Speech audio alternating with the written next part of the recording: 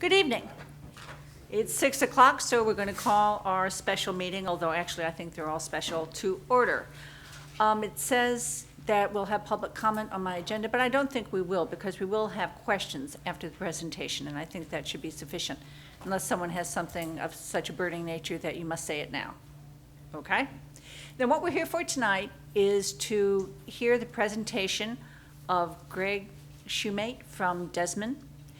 He is the representative of the consulting firm that we hired to study parking in York. And they have finished their report, and he's now ready to explain it to us. Now, remember, this is just recommendations, and this is just the first step in the process. We do want public input.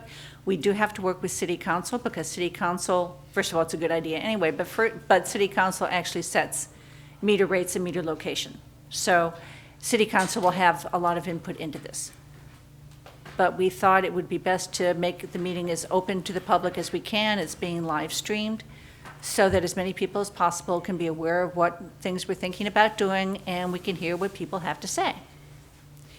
So I will, no further ado.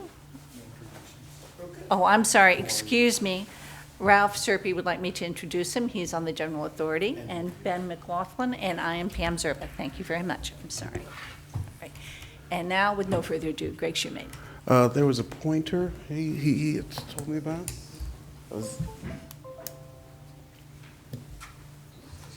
Yes. Oh, okay.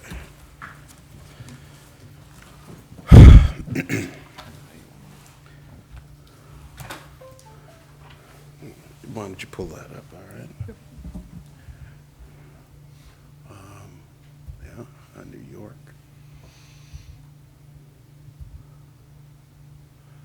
Let's see if this is going to work for me. Okay.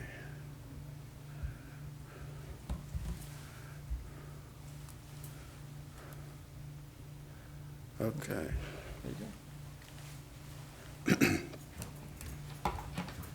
Good evening. My name is Greg Shoemate, and I'm with the firm Desmond Associates, or Desmond.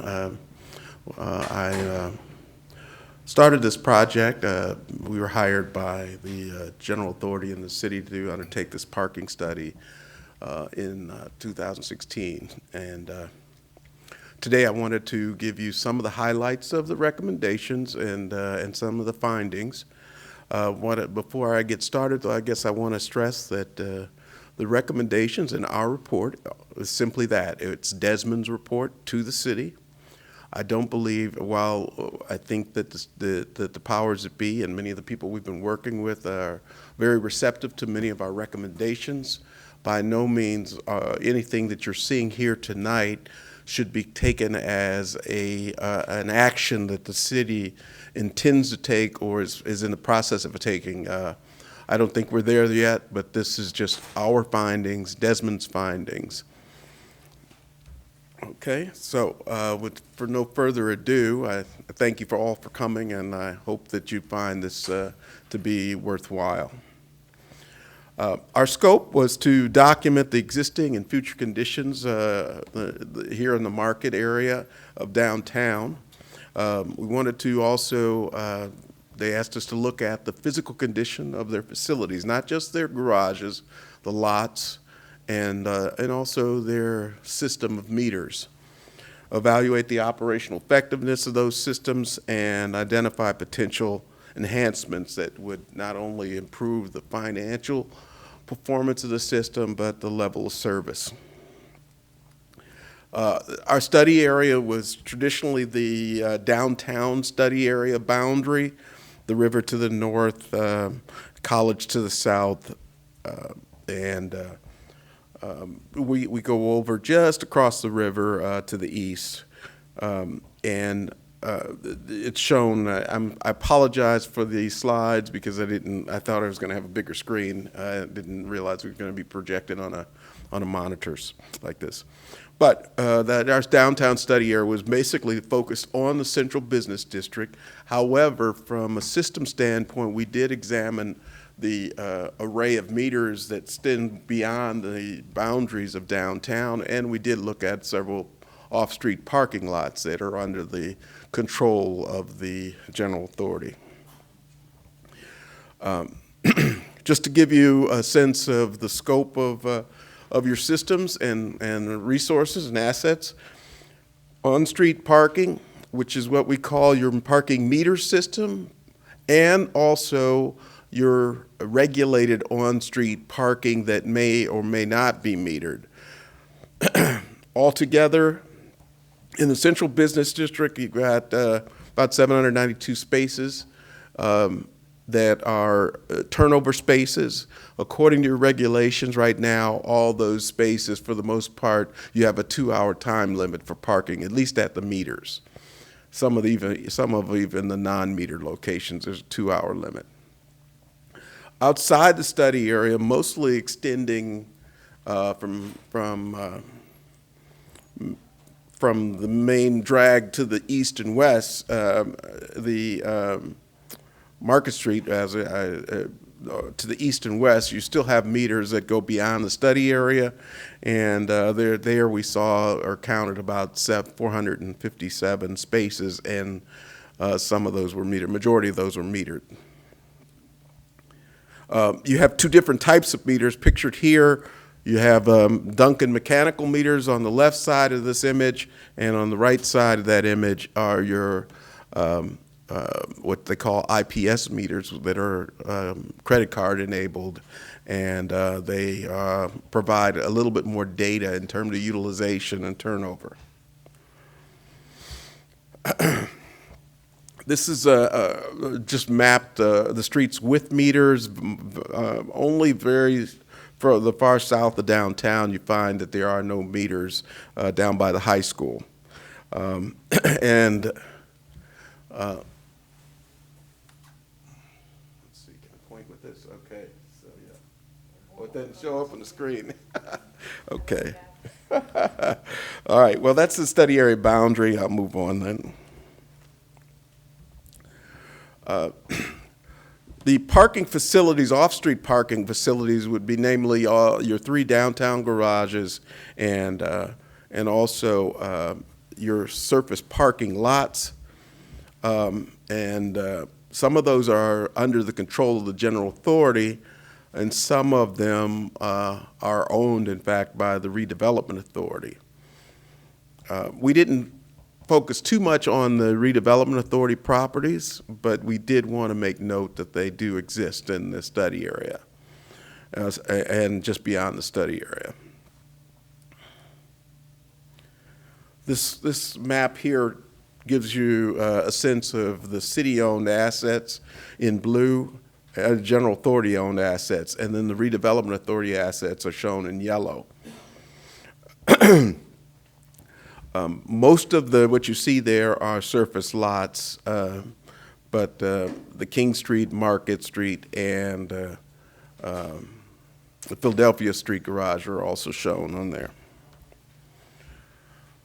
We conducted surveys, and by that I mean we basically counted cars for a whole day-long period back in March of 2016, and also again in April on a Friday in April of 2016, and also on a Thursday in March. During that survey effort, we documented the presence of all cars parked at all on-street meters within the study area. We noted license plates of vehicles, so that every hour we could determine if the same car was parked at the same meter. We surveyed the utilization of the parking garages and also the utilization of the city parking lots. By and large, we found that the chart at the top mirrors the results from Thursday and Friday on those survey days for all the on-street parking. You can see that the yellow, while you can't read the numbers, the yellow area is the unused meters or vacant spaces that we found throughout the system. And the two charts at the bottom reflect the utilization of the city's off-street parking facilities. This chart's showing the count of spaces as a total group, as opposed to site-specific locations. Greg, if I may interrupt you for just a second, if you would like a copy of the report, there are some on that side table. I know some of you have them, but if you would like one, they're available.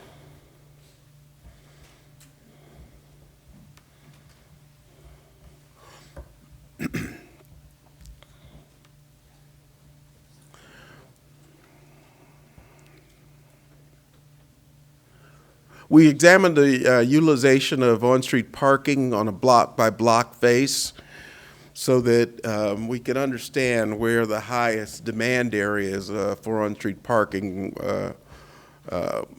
were. This map shows the areas where we found that more than 90% of the on-street spaces on the block faces in red, or marked in red, were occupied at 90%.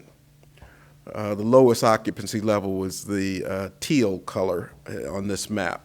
So you can see that right in the center of the central business district, the intersection of Market and George, you can see that right around that you have your courthouse, city hall, all your shops, and that's where the highest turnover. So it's to be expected. But as you get away from that core area of downtown, the utilization drops off. So this may have a lot to do with the perception of the fact that that's where everyone wants to be, and those are the spaces that are taken. On a street-by-street basis, this map is, we only found when utilization is at 80% or less, then you've got adequate turnover and capacity to serve the prevailing demand. When you get up into the 90, 95%, closer to 100% utilization, you always want some spaces available on street. And if that doesn't exist, then there's a sense that there's not enough parking. People will, instead of pull over and shop, they will just keep going because they can't find the space. So that's happening in some blocks, but not throughout the downtown area. So what that means is you've got to figure out how to redistribute the utilization and spread out the utilization of on-street meters.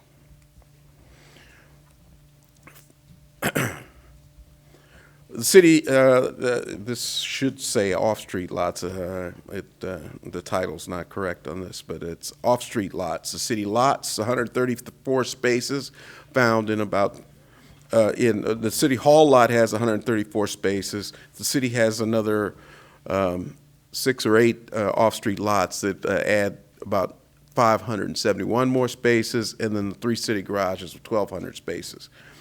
The highlighted areas show that throughout the survey day, this happened to be on Thursday, we surveyed from 10 a.m. to 7 p.m., the highest utilization and occupancy of the lots reached 68% collectively, the city hall lot. The other city lots, only 24%, and the garages really were only about 44% occupied.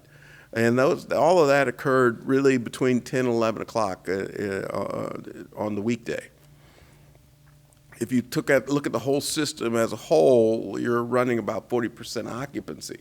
So again, there's a lot of parking that's going unutilized. It's just probably not where people want it to be. This is our Friday survey, and there's really not much change in the results. A little bit later in the afternoon, still around 10 and 11 were the peak hours. And peak hour represents the time where you find the greatest demand for spaces. More people were downtown, they're working, they're shopping, they're arriving in downtown, and so that's what we call the peak hour. This reflects the utilization of the 3 garages. And the pattern of utilization. On Friday night, you could see that the Philadelphia garage in the purple color was well used, but the Market Street garage in the evenings on Friday night, which is a lower chart, really stayed fairly low, and the King Street garage in green dropped off precipitously, and really there's not a lot of utilization. So that tells us that the Philadelphia Street garage is really where everyone wants to park in the evenings, on the weekends and weeknights. As I said, when we did our survey, we noted license plates, the first couple numbers of each license plate as we were surveyed. So the idea was to be able to get a sense of are people paying the meters or feeding the meters beyond 2 hours and staying at a meter when they should vacate the meter. And so by recording the license plate on the hour, you could actually see how many different cars parked in a day-long period at each meter within the survey period. And that presents and gives you a sense of what the turnover of spaces are. Remember that all the meters throughout downtown have a 2-hour turnover. So when you found that, but the highest numbers of turnover on this chart shows maybe 3 parking space in the heart of downtown, right there on Market and George. The turnover was only 4 times a day. So that means that the meters in that block, 4 different cars parked on average at each meter between the hours of, what was it, 8 o'clock or 9 o'clock till 7 in the evening, or till 6 in the evening. So that means that that's fairly good turnover if everybody parked for 2 hours. That's about 2 hours four turns a day. If everybody uses their full 2 hours, then that gives you a sense that at least in the heart of downtown, there is some people who are at least adhering to the 2-hour time limit. This is the way it looked on Friday night, the pattern, and you can see the blocks where the highest turnover occurred. The darker the color, the higher the turnover. Our key findings from our field surveys, and I should point out that at the outset of our study, we conducted an extensive amount of interviews with what we call stakeholders. We met with the people from the theater and the market, developers in downtown, restaurateurs, real estate developers, county and county officials, people from the ballpark, and all of them gave us their perceptions about parking, their sense of need, and suggestions about how the system could be improved. All of that helped us. They pointed out problem areas that they saw, and so as we did our survey work, we tried to affirm whether those really were in existence and to the extent how bad the issues were. We interviewed city staff, not just the administrators, but we talked to the parking attendants. We talked to the enforcement staff. We talked to the meter repairmen, and we talked to the meter collectors. Our goal was to make sure we had a complete understanding of what it takes to run the system and what tools are being used and policies and procedures that are in effect that keep the system working every day. So generally, the city controls the market. A lot of times in downtown areas, you have private parking operators that are out in business and they're selling their spaces on a monthly and daily basis, and they compete.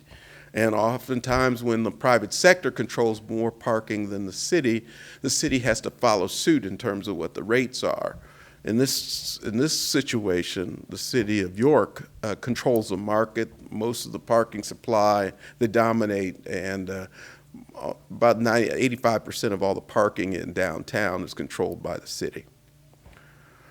There, as I said, from the survey findings, we found there was a misconception about the need for parking or additional parking in downtown.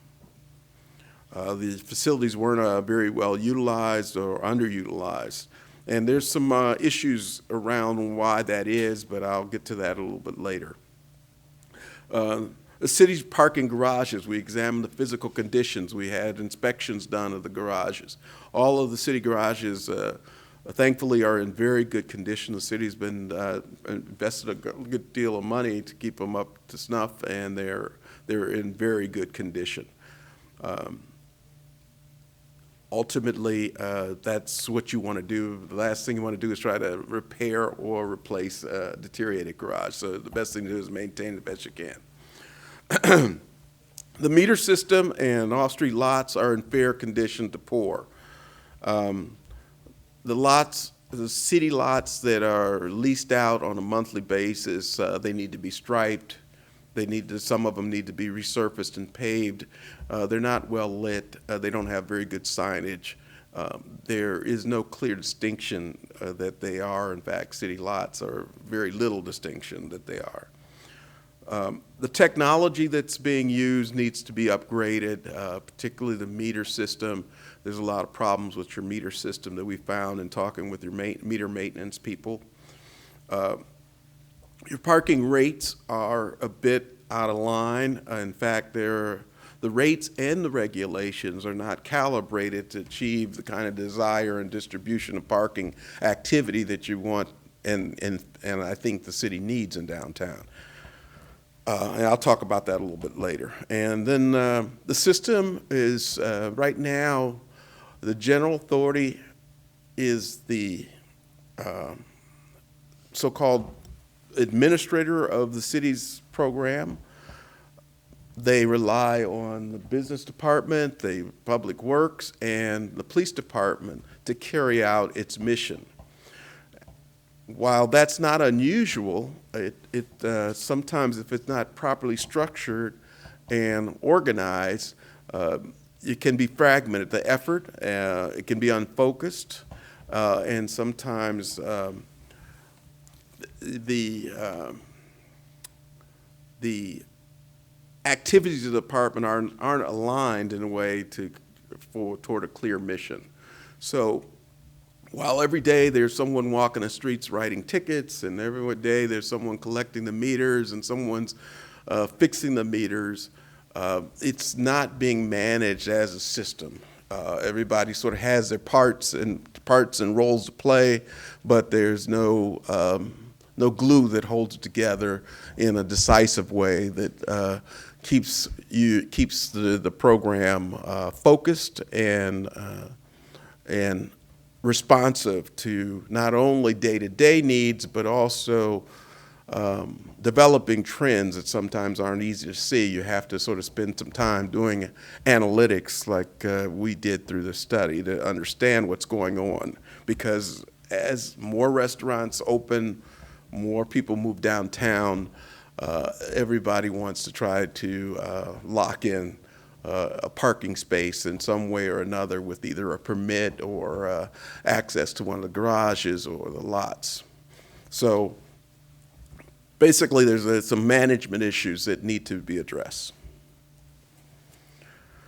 As I said, we talked to some developers and many of them have on-street parking or have off-street parking as part of their project. Others feel that there's adequate parking in the areas that they're focused on redeveloping. And when we analyze the scope of the projects, what types of land uses and the schedule for which those projects would come online, we found that altogether those projects collectively could create a need for about 800 parking spaces. Now that's spread across the project location, so some of them on the periphery of downtown and even across the river, the parking needs are counted in that 800, but they really aren't going to affect the activities in downtown. The long and short of it is that we found that the proposed developments that we were made aware of could be accommodated based on the prevailing utilization and capacity of the system. So there's no dramatic need to build more parking. One exception might be the York Hotel that that is under revitalization. But there was talk that that project even was planning or considering adding a parking component at the time. I don't know where it stands right now. From a revenue standpoint, the revenue received from the city lots and the meters have been fairly flat over the years. This shows from 2000, this is a 10-year period from 2005 to 2015. In blue, you see the revenue from the parking, 3 parking garages. In green, the meter system, and in red, the city lots. The revenue, even though there's been some rate changes during that 10-year period, it doesn't show up in the graph because what we think is there has been sort of a declining demand in parking. So things have been flat from an operating standpoint, but at the same time, the system's operating costs are rising. So it's important for an organization and a system like this to be mindful of their rising cost and try to keep rates and pricing in line with the escalation of operating expenditures.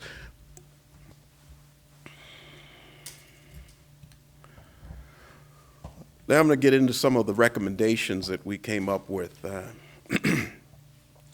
From a meter system standpoint, we feel that there were a lot of meters that weren't very well utilized, particularly those out on West Market and far out on East Market. These are older Duncan meters. They require a lot of maintenance. They're easily jammed, and the land use activity far out on West Market, there were only a couple pockets of concentrated active retail, and then gaping blocks where there really wasn't any current utilization or activities that would warrant 2-hour parking. So rather than have those single meter meters, aging meters, remain on street, it's really actually a better strategy to take many of them out and remove them. You cut back on your maintenance obligation, repair obligations, and basically you don't necessarily have to get rid of that inventory, although it's an obsolete style of meters. You can put them in storage and bring them back if circumstances change. But we think that it makes no sense to have people walking those streets to enforce those meters, nor to go out and keep those meters operating when there's very little utilization of those meters. So we want to reduce the inventory, and we've combed out, and there's some areas where we think you should take out some of the older meters. There's throughout downtown, I think we believe on George Street, Market Street, parts of Philadelphia Street, there is a need for a high turnover, and the 2-hour time limit makes sense. But throughout the whole of downtown, to have 2-hour time limits doesn't make sense. Down by the high school, down as you go further south on College, there's just no need to have the whole of the downtown study area regulated with 2-hour parking. So we propose that you create different zones where you could park all day and continue to pay whatever the hourly rate is for as long as you need to park. Establish a 3-tier structure for parking rates. We think that in downtown, the preferred parking should be the highest price parking. In addition to the 2-hour limit, if the price is sufficient enough, then you can drive some of the demand for short-term parking into the garages and have greater turnover in the high demand areas of George and Market Street. If you can achieve that, then that's what you want, is those spaces to turn over more quickly, and by pricing is the best way to do that. The other thing is we think you could introduce what we call multi-space pay stations. You've seen them in Pittsburgh and Philadelphia. They're the going trend. Pittsburgh has, that's shown in the image here, one of the upper right here image is a multi-space pay station. You go, you pay, you put your license plate number in, and you get a receipt. Those kind of meters, one meter can take the place, one of these pay stations can take the place of about 8 to 10 meters on the side of a street. So a couple things happen. One, you get rid of a lot of hardware that you have to maintain. These machines tell you when they need receipt paper. They tell you when they need to be collected. They tell you how much money is being deposited at any time. They have solar packages on them. There's a whole host of efficiencies that are gained. People get parking tickets more often than not because they don't have the correct amount of change for the time or length of time they want to remain parked. And so by having a pay station like this that accepts credit cards, you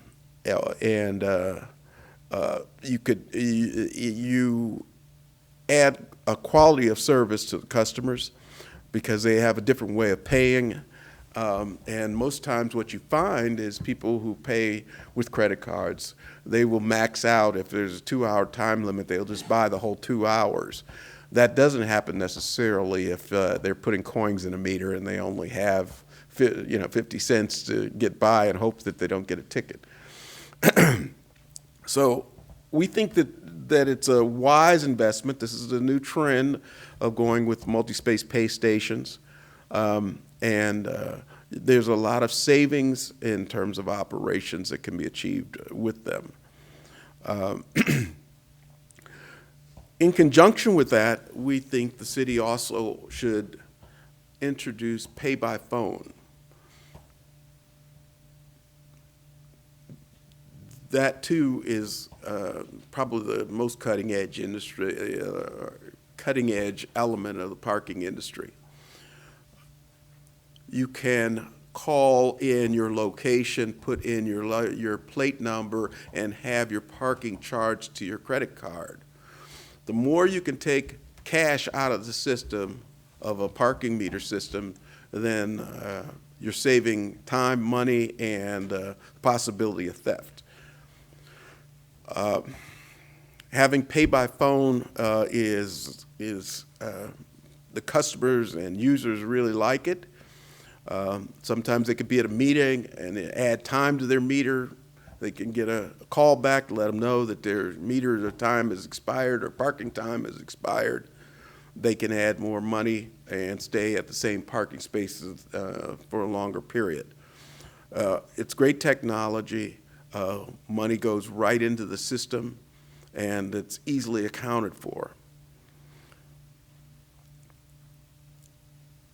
Third, I think that people should pay parking by their license plates. We call it pay by plate. In other words, you identify your vehicle by the license plate and at your parking location. So if you're at a pay station, you put in the pay station number and that license plate.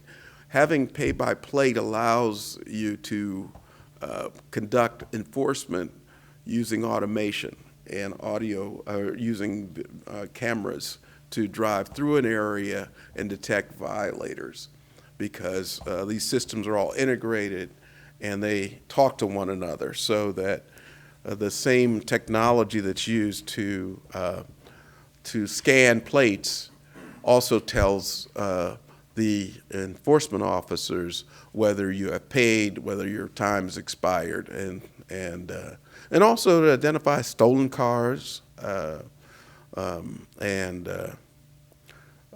what we call scofflaws, people who haven't paid and accumulate a lot of debt. So that is a relatively simple initiative that can add a lot of benefit to your customer base. We want to replace hang tags for permit holders in downtown. You can issue permits, what we call virtual or e-permits. They pay by online.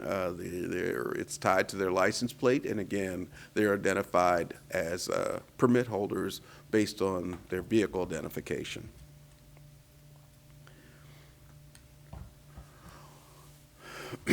As I said earlier, you have 2-hour parking limits throughout downtown. We're suggesting that you create 3 tiers. The first tier, the hourly rate would be $1.50. The second tier, the hourly rate would be $1, and then the third tier, the more remote downtown on-street parking, would be priced at 50 cents an hour. The first tier and the higher rate parking is where we would suggest you place multi-space pay stations and keep the 2-hour parking limit. So 2 hours of parking, the maximum you could deposit for each parking stay would be $3.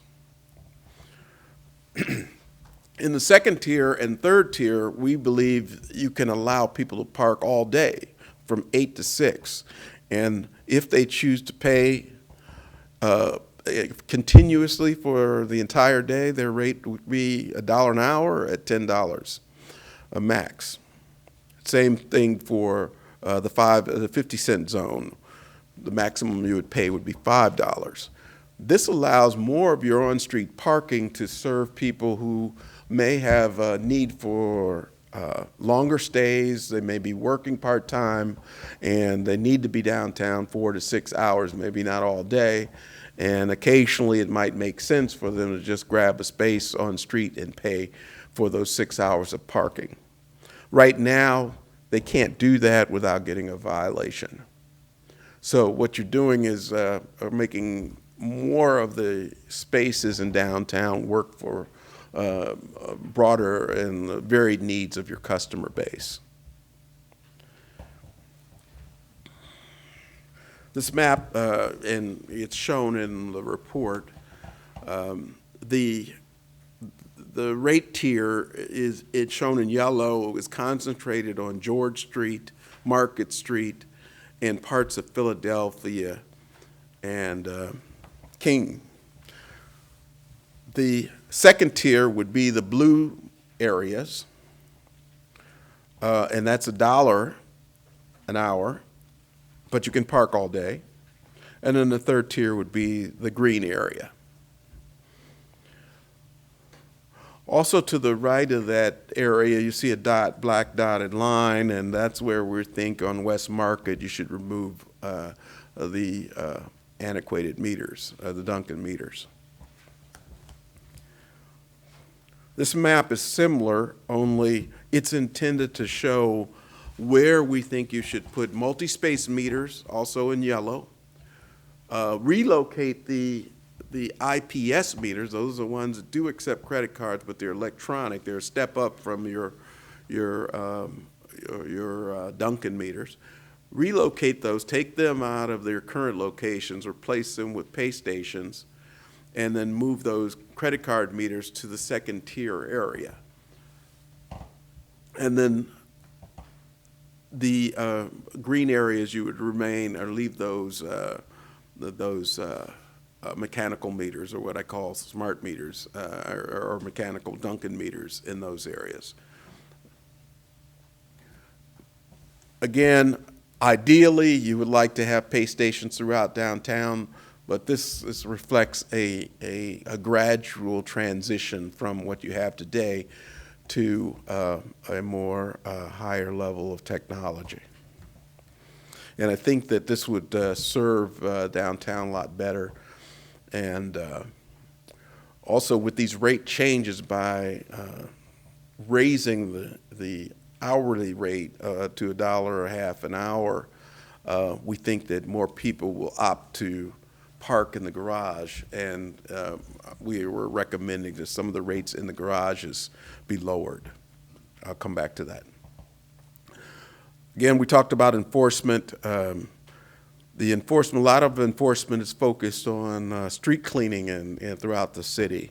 And there is the same technology that can actually be mounted on street cleaning vehicles to identify violators, take snapshots, and then have someone in-house validate that those are people who are parked in ISLA in violation, and citations can be issued.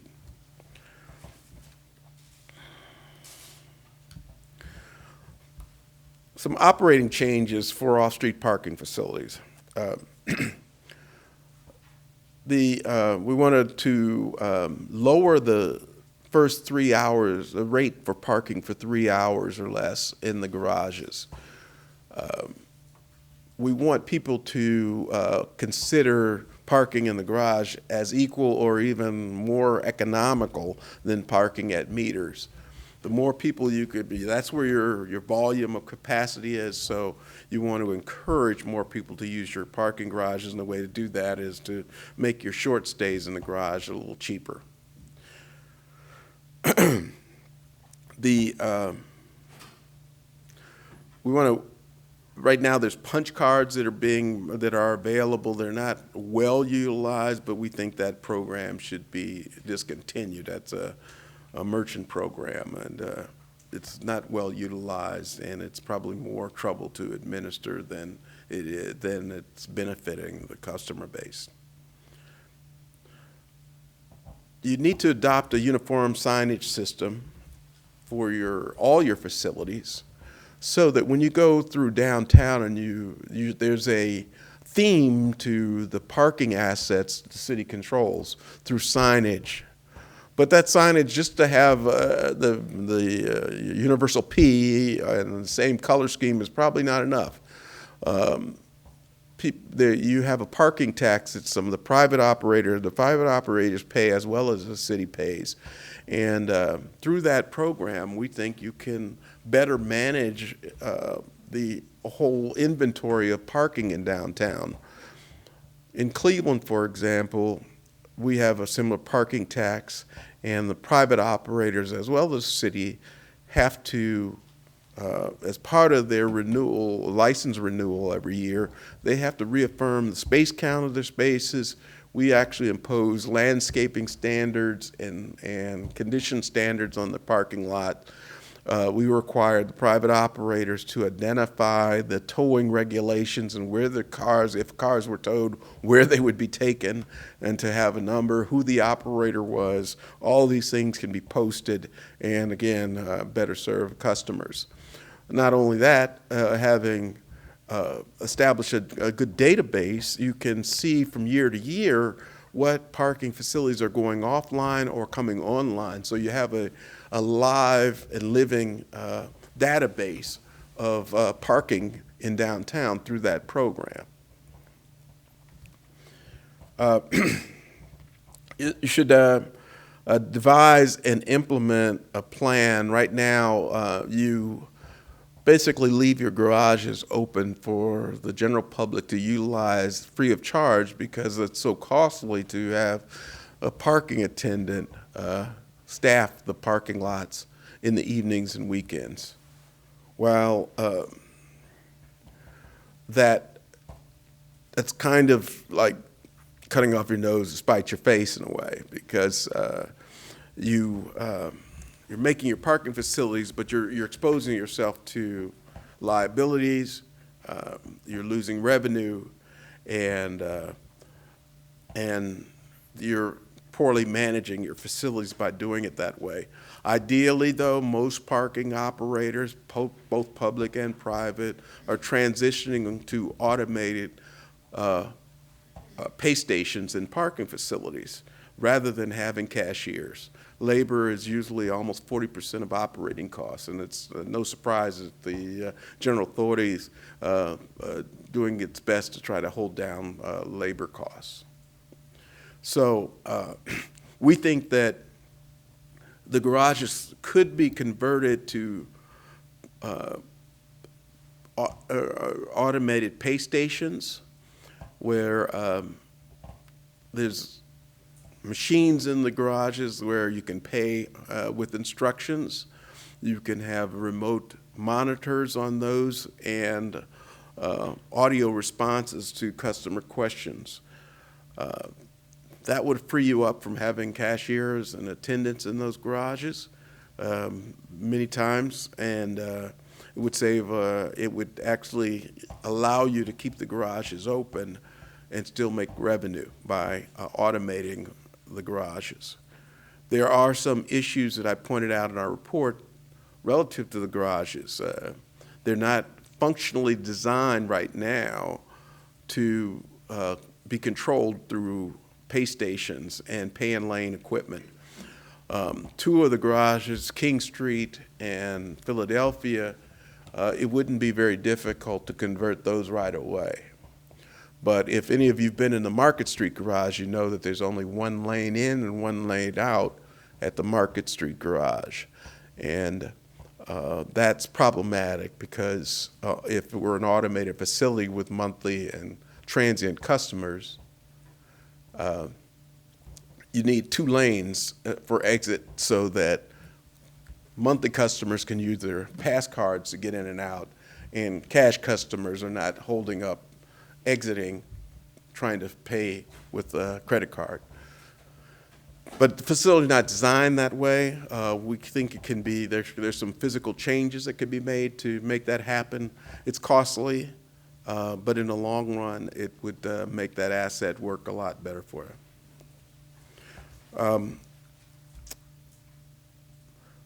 The current revenue control equipment in the garages need to be upgraded. They're not reliable. You don't have good counts, and there's probably, in our mind, some revenue leakage. So it's possible that the city's not collecting all the revenue that it should be.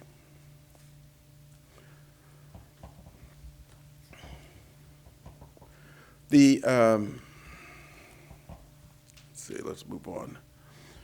This chart shows how we're recommending that the garage rates for the first 3 hours be adjusted. We are introducing a 30-minute to 1 hour time bracket, which doesn't exist today, so that if you're in and out of the garage within 30 minutes, or from 30 minutes to an hour, you pay 75 cents. Right now, 30 minutes to an hour, there is no charge. But the second hour, instead of $2.50, which is more than what it would cost at a meter, we drop it down to the same price that we're recommending for the pay stations in the most concentrated and high demand streets in downtown. So we've basically leveled the playing field so that whether you're at a meter or at the garage, at least it costs you about the same. After the third hour, the rates then jump up, and that was left as it is because we did not want to gouge into the revenue stream too far with the authority. But we think that with these rate changes, the general authority can make up in volume what they may be giving back in rates. This chart shows you the operating hours. Under a pay-on-foot or automated revenue control system at each of the garages, we would suggest that you extend the hours to 7 in the evening on Mondays through Fridays, and then you can do this without attendance, and also the garage that we think that is going to get the most utilization again is the Philadelphia garage. So that garage probably could close up at 2 in the morning every night, Fridays, Saturdays, and even weeknights at midnight. The other garages, they're based on demand right now. We don't think that they need to be open beyond 12 on most weeknights.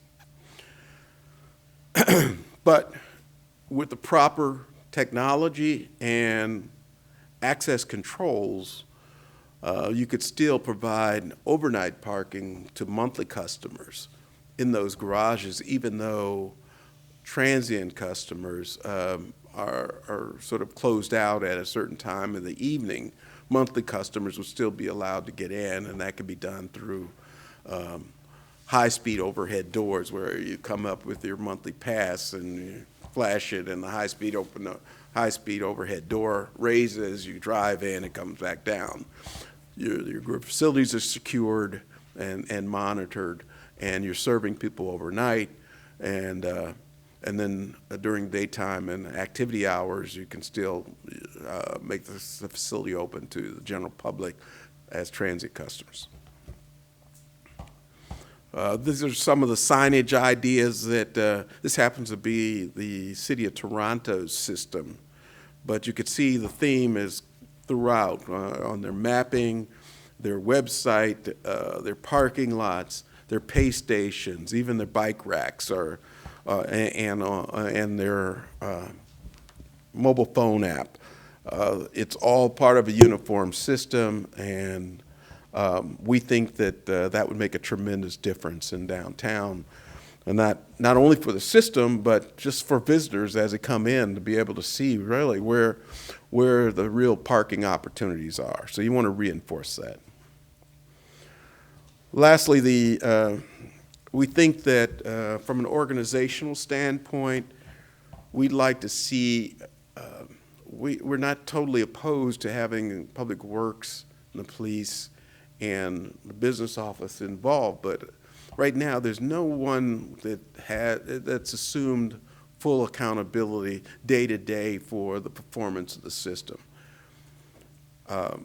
That person is so important, and that person needs to have a level of cooperation from all the departments, but also has to be the person that is also reaching out to the community, planning for special events, preparing for new things that are happening, seasonal changes in demand, festivals that occur.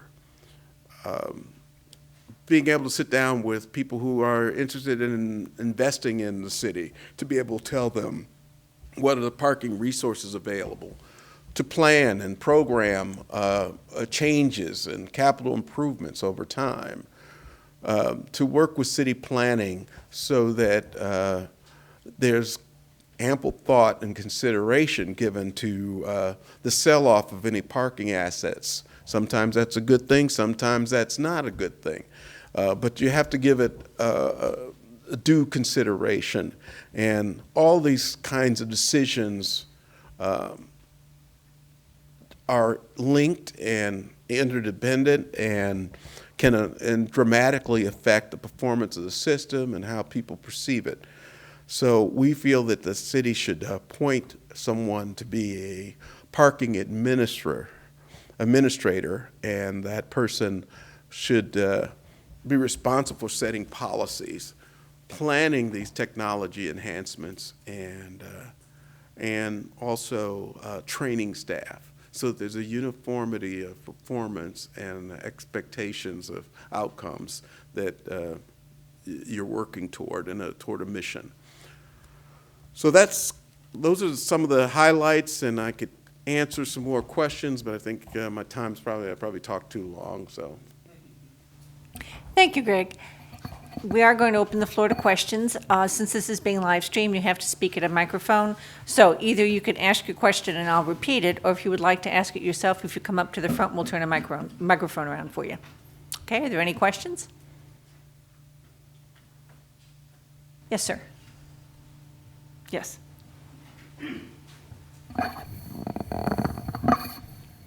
You're recommending an administrator. Are there private companies that, like Easy Pass, come into a municipality and operate as the administrator? Absolutely. That is an option to privatize the operation in total. Would you add that to your recommendation? I believe it was mentioned in our report. I don't know that was our recommended situation here, though. But yes, that's a possibility. And Why not here? one, I think that it may be premature. I think that there's some things that need to be thought through in terms of what you're doing and how you're doing it. You can, I believe that you might not be in the best position to negotiate a deal with the private sector right now because of equipment? because of equipment, because of the there's work rules that are in play here, that labor work rules. There's circumstances with the garages that need to be addressed in terms of technology. So. Will these private companies bring technology as part of their contract? He asked, would private companies bring technology as part of their contract? That has been done. And I'm not so sure that this is the gain from this system is such that they operate on very tight margins. So I think the city's going to end up paying a substantial amount of money for those operators to do that. Now, you will get a professional operation, but I don't know that you're going to be able to save much in terms of overall expenses. Are you saying that if a city turns over this business of parking to a contractor, that a contractor can't sustain that business on the revenue? It has to be subsidized? No, I'm not saying that. Each case is different. Well, what about York? York. Can you make a business out of York? Can it be turned over and investment brought in? Can that happen? I'm not in a position to say affirmatively right now. It's certainly something that can be investigated. Usually what you would want to do is first solicit operators and begin to talk through the prospects and find out how they view the system. But right now you have data and information that they can digest and understand what can be done, and then each of them would evaluate what it would take for them to take over the system and what risks that they'd be taking on. But I can't say for sure that they would all jump at it right now. Any other questions? Yes.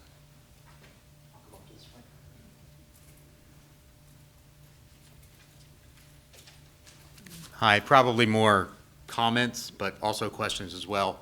Just wanted to verify, because this is an unknown to me, 30 minutes to 1 hour at the garages is in zero charge in your report? States that the current rates at the garage is zero? That's a little framed because of the way the graph is presented. The way the graph is set up, it's their first price becomes for that 1 hour. What we're showing is that we wanted to create a 30-minute price point. So there is no 30-minute price point, so that's why the graph shows it's not applicable to the existing conditions. If I park there for 40 minutes now, what's my charge? It would be $250. That's what I thought, but it just, the chart is a little misleading where it says that from 30 minutes to an hour, it's currently zero, and you're suggesting that it be zero. Oh, And it that- probably should be NA, not If it applicable. were zero, I'm sure you would improve your garage occupancy very quickly, Yes, which would that- open up more meters, which would increase your meter True. usage. That probably should be NA, not applicable, as opposed to. And then just a question, when you talk about multi-space kiosks and with the new technology, is it any potential at all that they could, because we know they communicate and they look at real-time demand, and you're talking about first tier, second tier, third tier based on geography, is there a potential that that could be based on demand? Absolutely. That during a certain peak hours, the rate is X, and at non-peak hours, it's Y, based on real-time data and communication with the kiosk. Is that technology does exist? Absolutely. I assume you have to pay for Yeah, that. it does exist, and it's not necessarily the technology that, I mean, the technology is a tool to get it done, but it's really the research. You have to have a lot of data, understand it, and then you set those changes to happen automatically. And it could create customer confusion, I'm Yeah, sure, as yes. well. I mean, San Francisco, and there's some cities that are doing that, but there's not a lot yet. I mean, that's a pretty high level stuff when you're getting in. And what we wanted to do is present a program that is modest and incremental for the city of York. And keep in mind that meter rates are approved by city council, so anything that involved surge pricing or anything like that would have to be approved by city council. Certainly, yeah, gotcha. Just a clarification, I am the hotel project manager, and your language in here suggests that because there were 90 rooms available, but only 23 rooms were being paid for, that there was a leakage because there was no attendant. But what your report doesn't consider is occupancy at the hotel. So although there are 90 rooms available, perhaps there were only 23 being rented. True.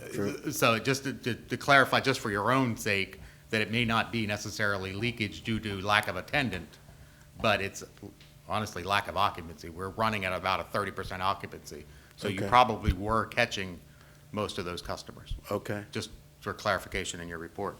And also just a question, when you calculated the occupancy levels of the garages, did you take into consideration reserved parking permits and/or long-term contracts that exist? For example, Market Street Garage has 438 spaces, but we're aware that there are 100 so that are under contract, and then there may be, I don't know what the number is, 60 maybe reserved parking permits. So does that come into account? I mean, obviously, they may not be there when you do a physical count, Right. but were those numbers taken into consideration Well, when you looked at the occupancy numbers? no, we did not. But what we really wanted to see is what's happening during the day. No, right. Because if you have monthlies that are not there, then that means you have the ability to oversell additional monthlies because, but what it requires is to have good technology to be able to have real-time counts. Well, and that's why I referenced track. reserved spaces, because Yeah. that's different. Right. Because those. Well, you really don't can't- ideally want to limit reserve spaces, Right, definitely. because you can't oversell Yeah. reserves. Yeah. Gotcha. And then just one other question, and this may have been beyond your scope of your report, but just a very, very quick perusal of all the suggested upgrades and improvements. I mean, I just came in 1.7, $2.0 million over the next 5 years, but I didn't see a pro forma or a revenue analysis on how is that paid, and this is probably why you guys are shaking your heads about all of this. So if you reduce rates and you increase rates, and what does that net out to be, and does that provide the opportunity to capture some revenue to cover some of those improvements, or is that outside of your scope? I mean, how do we That pay? was a bit outside of our scope, although we do those kind of studies. They're quite more, they're a lot more complex in terms of doing those forecasts. Sure. And I think that's why we think it's best to do these things. Baby steps. Baby steps. First, you got to get someone at the helm and get on top of things, and then you make a change and see what the impact is and how people respond to it, and what are you achieving the changes that you're hoping for. And that's why you really just need someone at the helm Right. and understanding parking.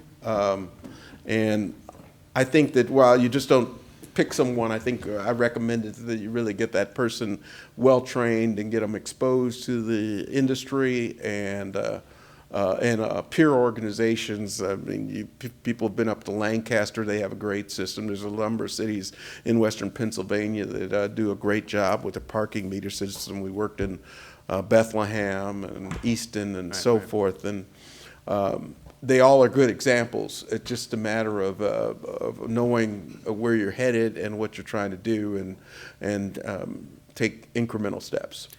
And just one follow-up question, and I don't mean this in a negative way whatsoever to the authority, but when Philadelphia Street Garage was improved 5-6 years ago, and that was ready to be, flip the switch to make it fully automated with the multiple exit lanes. Market Street was improved more recently, but does not have that capability?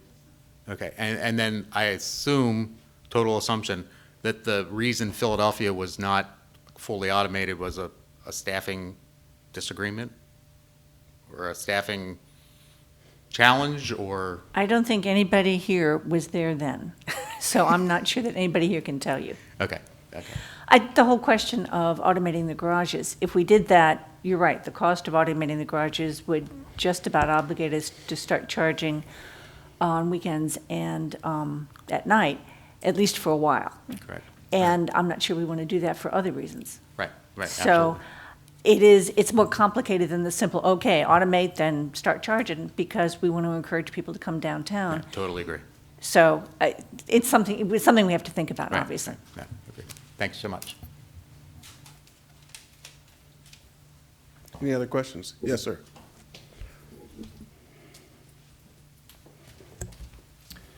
Based on your recommendations for upgrading with technology, on the concentration of times that most people are parking, what do you suggest to alleviate the area in yellow that is most highly used?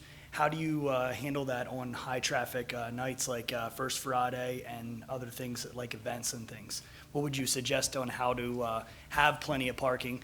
Because there's plenty of parking outside that scope, but how do you utilize the parking, that's inside the scope? Well, during the evening, I'm not so sure that you really want to have 2-hour parking in the evening. People come down and they don't want to stop drinking after 2 hours, or nor go out and move their car around. So Sure. you have a different approach there. You can try to set up programs to get some of the employees. What happens is the employees that work in the restaurants and shops, they start work at 5 or 4. They get the curbside spaces. Enforcement ends their day at 6.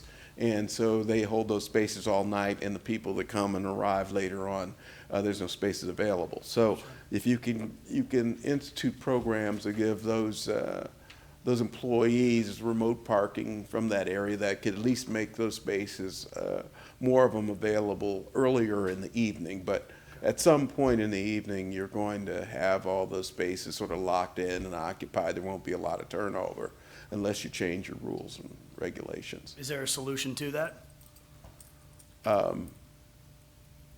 Well, the garages. I mean, you basically have the garages open and available to serve the customer base. I think the Philadelphia garage is well used. The King Street garage, when I first came to York, I found it difficult as I rode up George. I'd see a garage, but then I'd go to try to make left turns to get to it, and I couldn't get there, You still can't get there. And I think someone was studying left turns on George, the PennDOT, but I think that one thing the city might really want to consider doing is activating certain alleys. The flow is very difficult, correct? Yeah, the flow is difficult, but if you utilize certain alleys, you can double back and get to the garages. And that's the only thing that I thought of in the back of my mind, is to get people to the garages.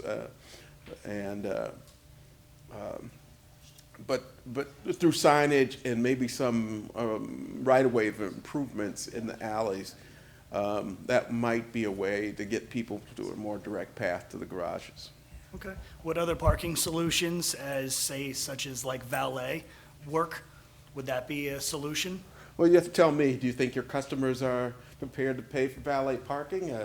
York's slow to conform to things like that, and I've already done that. I've been open for about 7 months, so trying to figure that out here. So Okay. that's why I was asking for solutions, because there are different solutions, and that is one of them. But getting people to understand how to use that service seems to be difficult here in York. Well, the city can play a role by helping to facilitate the placement of valet stations and introducing curbside regulations for when they can be set up and how they operate. Okay. And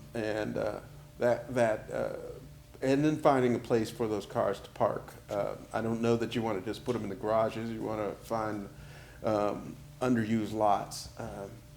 And there are a lot of private lots in downtown that go on fairly well, they're unutilized in the evenings. And by maybe working with those property owners, there's a possibility that you can work out agreements where they can make their parking resources available after hours, as long as they're free of liability and there's something in it for them. And it's hard to say exactly what that is, but that's been done in some cities where they've been able to work out agreements like that, so that these private lots can be used, business lots can be used after hours. Thank you. Okay. 2 questions. We were 24 minutes into this presentation till you mentioned residents, which meant at the beginning when you were talking about stakeholders, you talked about businesses and city folks, city employees, but we weren't talking about residents. And when you put that map up of the city, the majority of those lines are in front of people's residential homes, and many of them don't have access to parking. So they rely on street parking for their parking. So there's a secondary market in York. You just mentioned it briefly. There's a robust secondary market for off-street parking for old garage parking. That's roughly about, help me out here, 50 to 60% of what the garages go for.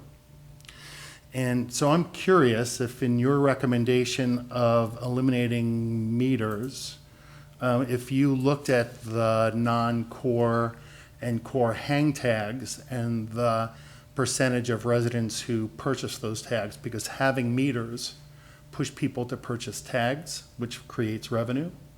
And if you take those meters away, there's no incentive to get those 6-month hang tags. I think I counted 189 permits in the core area in my report that were. And I'm just going to do a follow-up to that, because as new residential units come online downtown, that it's not play and work downtown, it's live, play, and work downtown. So that live piece has become a bigger piece of what we're talking about.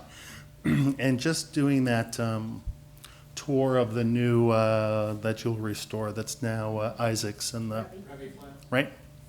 So as Revy Flats comes up, and the idea is to get those folks parked in the King Street garage, King Street garage will become majority monthly lease for the apartments and the folks who work there. So it's work and live, very little play. Mm-hmm. Well, I think that the city should move cautiously about. And when we say, the other thing, when you say city and general authority, Or general authority. right, so Okay. I just want to make sure that Okay. who you're talking about. Oh, The city is the administrator of the general authority's parking responsibility, right? The city basically adopts the regulations that the general authority oversees. So. That's Even neither the- here nor there. I'm really but- concerned about the Okay. secondary market of private lots and parking. And if you looked at this idea of removing metered parking, what that does to the residential parking in either non-core or in the core area, and what happens as more residential units come online in the core. Well, the city cannot provide parking for every developer that wants to add housing in downtown. And I think that if you start on a path of trying to solve every developer's needs for resident parking by giving more permits out, then what's going to happen is that it'll really catch up with you in the end. Yeah, I'm we're not sure that giving you're there anything. yet. We're not giving anything. We're Well, charging. true. And so you can set policies that say that you pay for a 24-hour access, you pay for nightly access. And after 6. And as long as your car's not there during the day, you pay, or if you are there, you pay just like everyone else. But in the evening hours, you can do that. I just would be cautious to start a precedent of every time a developer comes in and say, well, we can give you so many spaces in this garage or that garage, especially the Philadelphia garage right now. This is their breadwinner. And in your study, did you talk to residents, specifically residents, about residential parking in the core? I talked to a number of people, I forget the names, but they represented resident groups. I in believe you downtown. spoke to the Alliance of Neighborhood Associations. Yes. So they were interviewed as well, and they expressed many of the same problems that others did in terms of their needs for parking. I think that you've got to just be very mindful of how there's a limit to the number of permits that you're going to make available, and you just be careful about setting precedents of what you did for one developer, because there's going to be more that come, and they're going to say, well, why does he get it and I can't have it? I just want to say that's not the direction I'm going. I'm going in the review of residential parking in core and non-core. Oh, I see. I don't, I think it's great if the developers want to purchase permits. As you can see in your graph, we have underutilized parking space. I don't care who buys it as long as they do. But this idea that if you're recommending the removal of meters or the reduction of fees especially in the non-core residential area, there's a secondary parking economy happening that you're bumping up against. There's a supply and demand of parking in that non-core and in the core that's privately based. Some of our largest lots downtown are privately held. Right. So we can get to the point where we create an incentive for people to create their own parking. It's why we hear the drumbeats of the York Revolution wanting to build their own parking garage where, so I'll just leave it there. So are you saying that you're fearful that by removing rates or lowering rates of people that now have permits, because they have to have permits because of the 2-hour limit and the rates, may opt to not? Yeah, I think that if you don't look at that secondary market for parking, you have the threat of losing that revenue Right. for parking authority. And I think what my concern is that talking with actual people who park downtown because they live downtown was not part of this process. Okay. Well, I can't say that I sat down with groups of residents directly. No, we did not. That wasn't provided, or that wasn't arranged for us. I think that you can still have permit sales in the 3-tiered areas that I talked about. But if it's an area where low demand is and people are willing to walk a little further to have a permit to park all day in a 50 cents an hour area, you price that permit relative to that area, and you push those residents perhaps a little bit further from their home, but they still are accommodated on the street. They are issued electronic permits, they're enforced, they're identified and regulated. Now, there may be people, but in the core, right on Market and right on George Street, in most residential districts throughout the country, they don't issue permits to allow residents to park at meters. At least not in high volume meters and high activity areas. They have to park elsewhere. They have to move out of there. They're allowed to park on the street, but they have to park outside of that high demand area. They don't park all day with a permit, a $40 permit or for the year. Are you 2.5 block section, Yeah, I'm West Market, East Market. because I don't think. Are you talking about am I further correct that way You're out? not recommending Not removal on East Market, only Could you in turn your West. mic on? Oh, I'm sorry. Oh, you're talking about where I'm removing meters way out on West Market? Okay. Well, I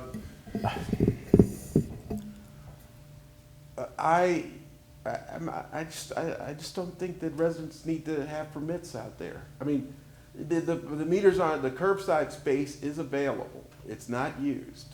And I don't know that the city necessarily are being wise in that they're holding on to permit fees from residents in an area where you have meters, and the only reason why they're there is to make sure people pay for a permit, because there's not a lot of other utilization.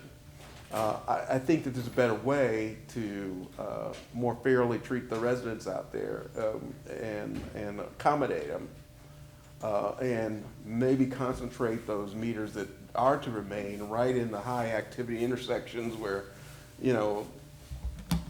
6 or 7 addresses in each direction at an intersection where you have a concentration of active retail. You keep meters in, but the rest of the area, as long as cars aren't left abandoned and stayed on the street, they should have permits though, because you really want to monitor the utilization, and you can make those permits very inexpensive so that you can have a handle on what the true demand is among residents. And that's what I'm trying to understand from you, whether or not that's part of your thinking on the meter removal while still maintaining a permit to park in those areas. Right, I think so.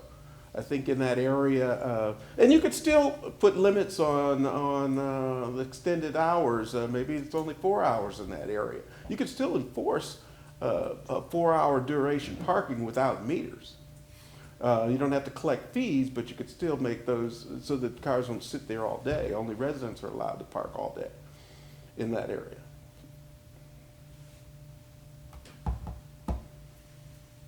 Anybody else? As you can see, it's a very complicated topic and subject, and you start to tinker over here, and something else happens over there, and it's something that you just can't lose sight of, and you can't stop paying attention to. And each year you have to sort of rethink what's happening and what you're seeing changing, and you've got to do it with data, technology, and considerable amount of thought and attention. Would you make further comment to the meter rate change and how that's tied into the garage rate change and your recommendations? Would you just Okay. make further comment about the Well- necessity for, in the core of the downtown, for the rates to go up? Okay. Right now, 2 hours of parking in the garage costs $5. To park 2 hours at a meter is $2. So why should I pay $5 when I can pay $2, and I'll just keep driving around town hoping to find an open space? It only comes into play if I need to stay for more than 4 hours, and then the meter space on the street doesn't work. So what we're saying is, let's raise the meter rate in the core area up to $1.50 an hour, and lower the garage rate for the first 2 hours down to $1.50 an hour, so that there's a wash there. So people then can opt to park in the garage and not feel like they're paying more to park in the garage than they should be. And so that's simply the long and short of it. Ideally, the on-street meter spaces are more valuable, more desired, and they should be higher priced than the garage. But in this case, I didn't want to jack the meter rates up too high. You have to do these things incrementally, and also pull down the garage rates, because most of the activity is in that first 2 or 3 hours. People get their business done at the court and they're gone. So that's where your volume is. And so you hope that there'll be more volume going into the garage paying, they'll pay less to park in the garage, but there'll be more cars that will go in the garages.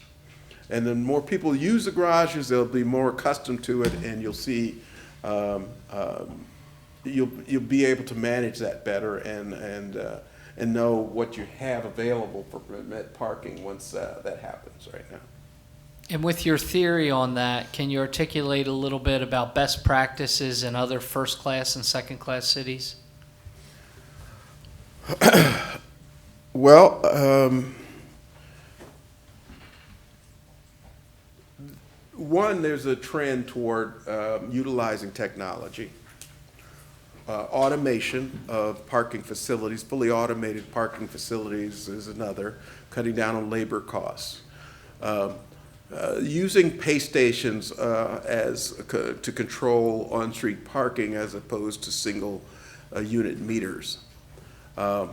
There's just economies of scale and an efficiency there that can't be replicated with single head or meters. I think that the good municipalities and cities and governments that are running systems are moving toward a complete operation of people that are developing skills and training to run the system, and they're reaching out to peer organizations and putting their heads together. There's things, new ideas being proclamated all the time from other locations. And so those are some of the things, and I think that, you just can't sort of sit back and let the system be what it's going to be, because it's not serving the city, it's not serving the customers, it's not serving the businesses, and at least not optimally.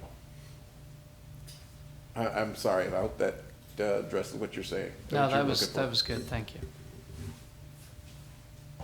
Anybody else, either up here, down there?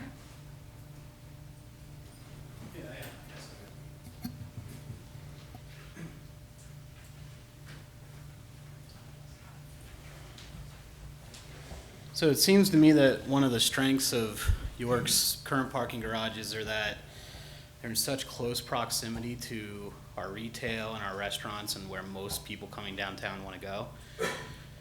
Just from what you know of other cities of York's size and basic layout, is there a sort of accepted distance that a pedestrian is willing to walk from a parking garage to a destination? 10 feet. I mean, so part of what I'm getting at is how much of our problem is education and cultural versus infrastructure? And have you seen in other communities where education programs and communications about the proximity of available parking to retail and destinations overcome some of the issues that we face? I think in reality, right now, every parking garage is a 5-minute walk to anywhere that you pretty much want to go. Downtown, maybe there's a 10-minute walk in there somewhere. So coupled with some of your recommendations, how much of our issue is cultural and educational, and is there a standard when you're looking at distance for pedestrians walking between a garage and destination? Downtown York is very walkable, and the 3 garages are there really isn't any difference between the distance. All of them are almost the same distance apart relative to the center of town. Sure. So it's quite unusual, yet they aren't utilized that way, and I think it's partly because of your one-way street system and all the turning movements. And that's what's really hampering the effectiveness of your garages, in addition to the way they're set up. But I think you can overcome those things, and you reaching out, being more proactive, more public, more known, better signage, better messaging starts to convey to people that it's a system of parking facilities, and there's when you go into a city where you see that, you really right away can grasp the cues of what to do when it comes to parking. And here, you're going to have to really work hard on wayfinding to get people to make the right turns to get to a garage. Or you have to maybe make the King Garage more of a permit garage and say, well, we can't get the transients in the King Garage, but let's try to push a lot of monthlies, and we'll cut down on the monthlies we're going to allow in the Philadelphia Garage, and make those spaces over there available for those monthlies. So move some of your monthlies to the King Garage, which is hard to get to. You can't quite do that at the courthouse because there's all of the transient base there. But you possibly could do that and free up more spaces in the smaller Philadelphia Garage. Yeah, makes sense.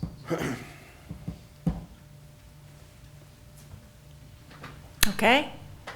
Now, anybody else? Well, great. Well, thank you very much again, Greg. Thank you, everybody, for coming. Thank you. Meeting's adjourned.